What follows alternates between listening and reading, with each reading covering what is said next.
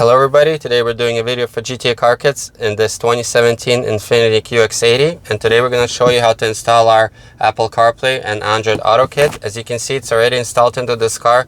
It's been paired to our iPhone wirelessly. You can also pair it to your Android phone wirelessly. You can control the entire system with the original controls here with this knob, or you can control it with the touch screen.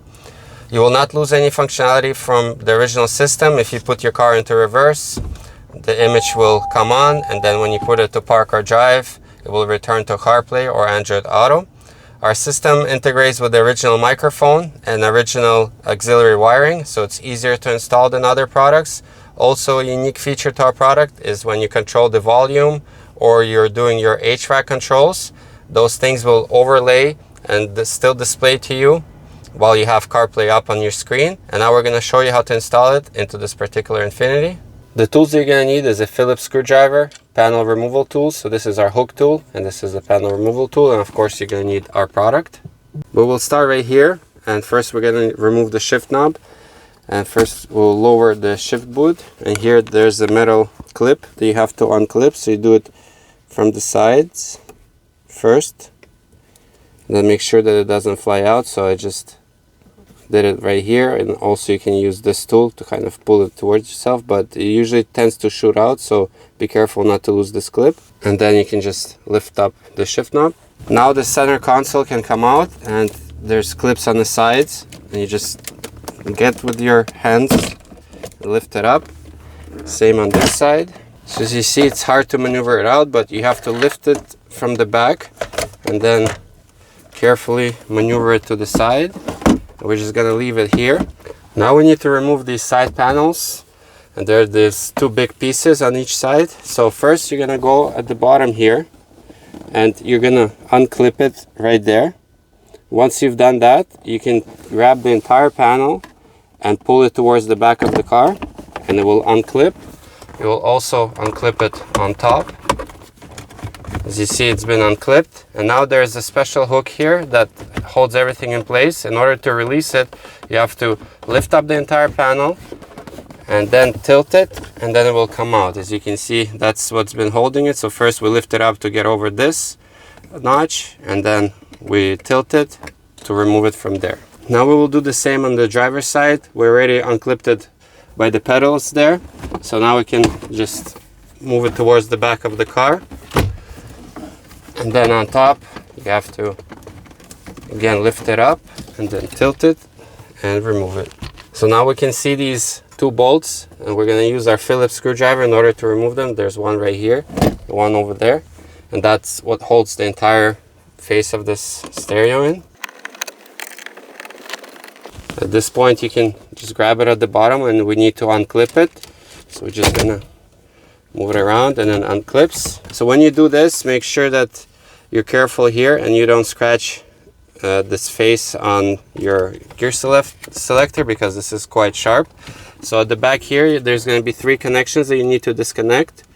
So you just press on the clips and you're able to disconnect them. And the last one right here is on top. And now you can move the entire thing away. Now we can get to this panel. We need to unclip it and move it to the side. So you're just going to use your fingers. And there are three clips on top and three clips at the bottom. As you can see, they all unclipped. And then there's enough slack in the wiring to just move this to the side. This way we're able to get to these bottom bolts. So as you can see, there's one right here and one over there. And there's also two on top over here and right there. And we're going to remove all four of them, because that way we can get to the back of this head unit.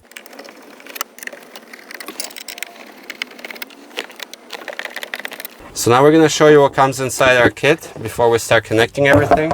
So you have your main module. This is your main harness. So it has two ends on it. So as you can see, we're going to be unplugging the original connection and plugging them into our harness. Same with this one. And then our harness will plug in instead. And then these two ends will go into our module. This is our auxiliary cable for sound. It will also get plugged in at the back of the head unit. This is our video cable, again, back of the head unit. This is a wireless antenna which we're gonna hide.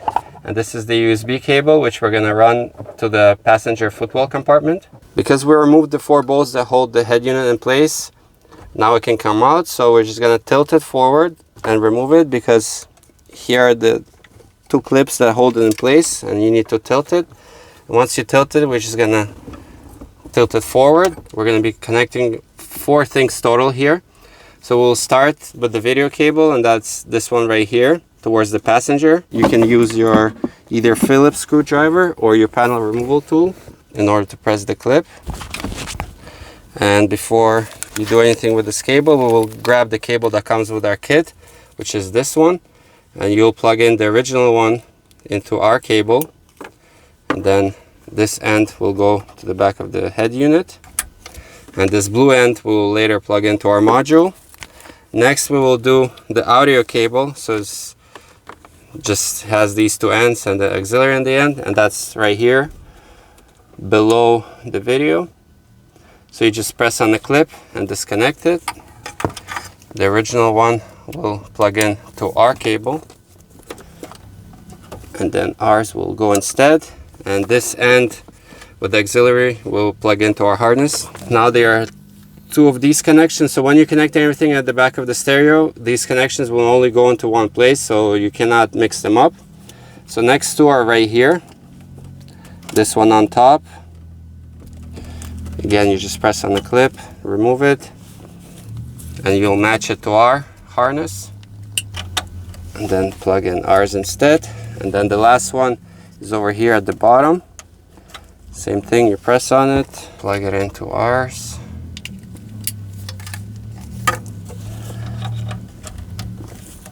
So you end up with these 2 ends that need to go to our module, the video cable that goes to our module, and the auxiliary cable that goes to our harness. So this harness right here, you're gonna see there's where all these RCAs are. There's also auxiliary, female auxiliary. So you just plug in the audio. So this is our module, and we will do those 3 connections that we mentioned. First we'll plug in the video cable, make sure it goes all the way in. Then there's this small one,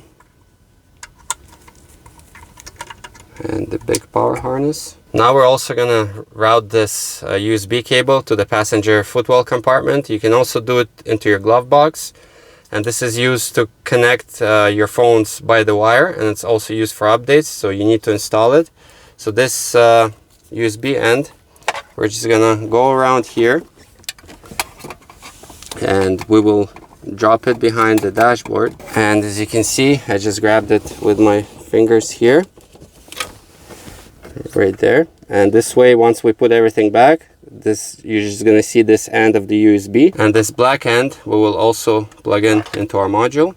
And the last thing that we need to route and connect to our module is this wireless antenna. As you can see, it has this double-sided tape which you can peel off and have to stick somewhere to a plastic part of this vehicle. Do not stick to anything metal, and do not stick it to the module, otherwise it might interfere with the signal. So we're going to stick it back there to the heater core right there. It's a good spot. And then this end, you just got to make sure that you route it behind all these cables so there's enough length, and then we will plug it into our module right here. At this point, all the connections to our module have been completed, so now it's time to hide this module, and we are going to carefully route these cables. So we're going to move all the cables to the side, and we're going to hide this module underneath the head unit, and we're going to maneuver it around. Make sure that you take your time when you do this, not to damage any of the wiring. So as you can see, the module has ended up right there at the bottom, so you can put it even a little bit lower. That way it's nice and tight in there, it's not moving around anywhere. And at this point we will rearrange all the wires to make sure that this wiring doesn't get left behind. And then once you made all the wiring nice and neat, you can start putting the head unit back, and the top of the head unit has to go in first.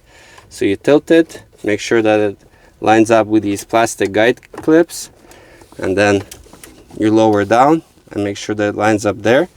and then you can secure it with your bolts. So now we need to secure the head unit in place, and we removed total of 6 bolts. So there are 4 silver ones and 2 black ones. Make sure that the ones that you use for the head unit, you use the silver ones because they have a slightly different thread.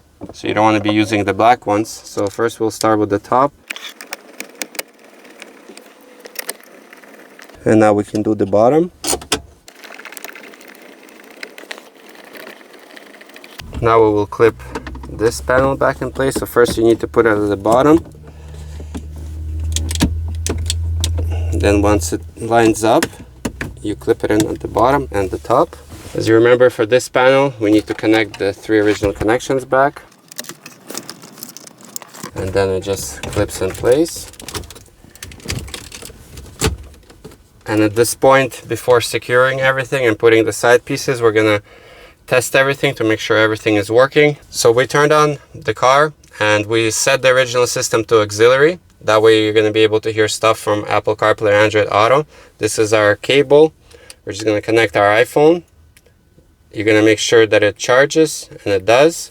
As you can see, CarPlay came up on the screen. Later you can also set it through the settings to pair wirelessly. And in order to switch between the original system and the CarPlay, you're just gonna press and hold the back button. And now we're just gonna test that the touchscreen is working, the knob control is working, and we're gonna test the sound. So the sound is working. So at this point the test is complete, and now we can reassemble everything back. So first we'll start with the driver's panel. So when you're putting it back, first tilt it before inserting it. And now once it's in, you can just clip it in. Once you clipped everything here, you're gonna clip it in on the side by the pedals. So this is the passenger side, same thing. First insert that lock, maneuver everything in. Once everything lines up, just push it towards the front of the car, clip it in. And here, make sure not to lose that USB cable, which we talked about earlier. And then you have to clip it over there towards the front of the car. So now we need to maneuver this center console in place. First, make sure that the leather boot goes on so you don't cut it when you're putting everything back. Then the front lines up, and then once everything is in, you just push it down and clip it in. And the last thing is the shift knob. Put it all the way down and secure it with the clip. So once the clip is secure and it's not moving up, the shift knob is secure, you can lock up the boot.